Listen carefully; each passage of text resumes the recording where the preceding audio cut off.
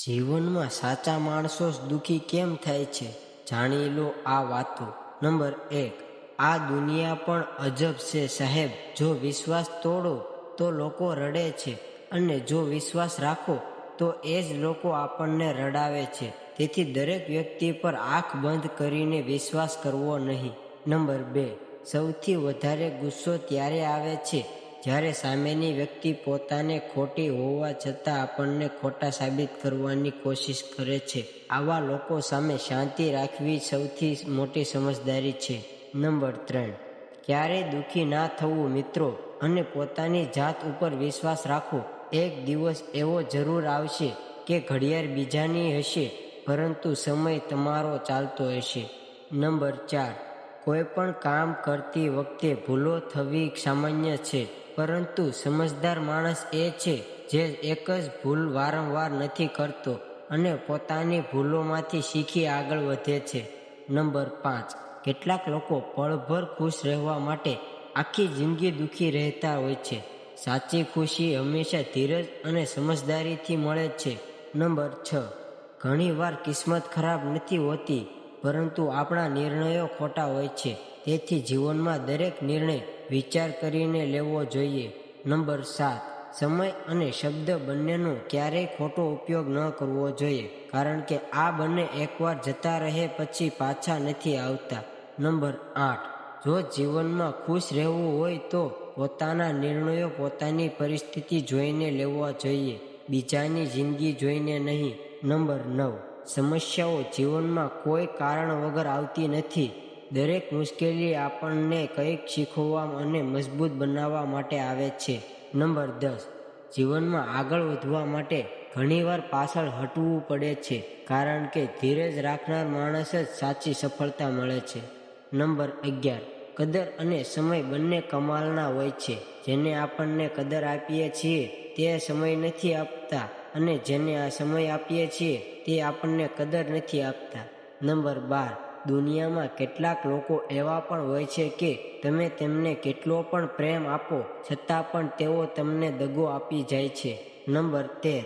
જો કોઈ તમારી સાથે રહેવા નથી માંગતું તો તેને જવા દો, કારણ કે જબરદસ્તીથી રાખેલા સંબંધોમાં ક્યારેય શાંતિ મળતી નથી. નંબર 14. મુશ્કેલીઓથી ભાગવાથી સમસ્યાઓ દૂર થતી નથી, પરંતુ હિંમતથી સામનો કરનાર માણસ એક દિવસ જરૂર જીતે છે. નંબર 14.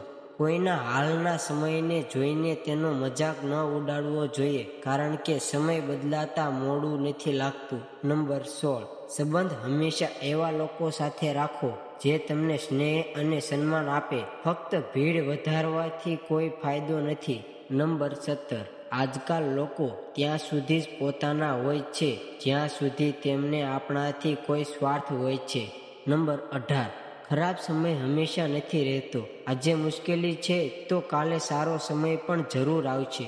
નંબર 19. જો માણસને ઓળખવો હોય તો ફક્ત એટલું કહી દો કે હું તકલીફમાં છું, પછી સાચા અને ખોટા લોકોની ઓળખ થઈ જશે. નંબર 20. જીવન ખૂબ નાનું છે. જે લોકો સારું કરે છે તેમને ધન્યવાદ આપો, અને જે લોકો ખરાબ કરે છે તેમને હસીને માફ કરી દો. નંબર 21. હૃદયથી આપેલી લાગણીઓ શબ્દોથી સમજાવી શકતી નથી. કેટલીક લાગણીઓ મૌનમાં જ વધારે સારી રીતે સમજાય છે. નંબર 22. જે વ્યક્તિ પોતાની આદતો બદલી લે છે તેની જિંદગી પણ બદલાઈ જાય છે. નંબર 23. આપણી પાસે જે છે તેમાં ખુશ રહેવું શીખો, કારણ કે દુનિયામાં ઘણા લોકો એવા છે જે આપણી જેવી જિંદગી જીવવાનું સપનું જોતા હોય છે. નંબર 24. દરેક માણસ સારો નથી હોતો. કેટલાક લોકો ખરાબથી સારા દેખાય છે, પરંતુ અંદરથી અલગ હોય છે. નંબર 25. પ્રેમ હંમેશા માફી માંગવાનું પસંદ કરે છે, જ્યારે અહંકાર હંમેશા માફી સંભળાવવાનું પસંદ કરે છે. નંબર 26. માણસનું જીવન જેના કર્મોથી ચાલે છે, જેવું કર્મ એવું જ જીવન મળે છે.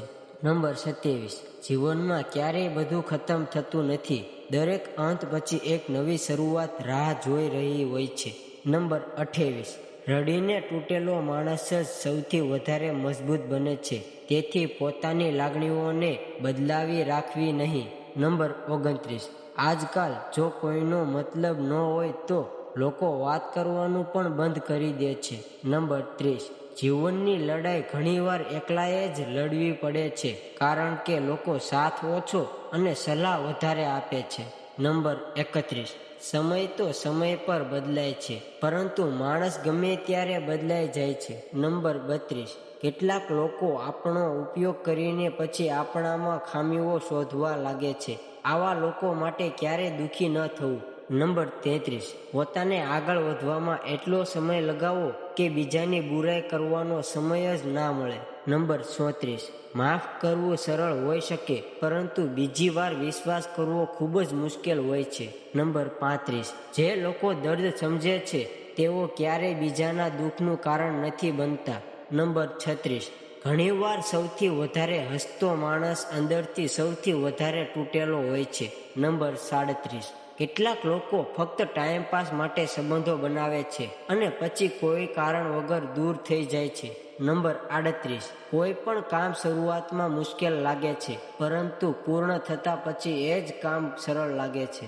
નંબર 39, જીવનમાં સાચો માણસ બનવું સહેલું નથી, કારણ કે સાચા માણસને દુનિયા ઘણીવાર સમજતી નથી. નંબર 40, હંમેશા સત્યના રસ્તે ચાલવું જોઈએ, કારણ કે અંત જીત હંમેશા સચ્ચાઈની જ થાય છે.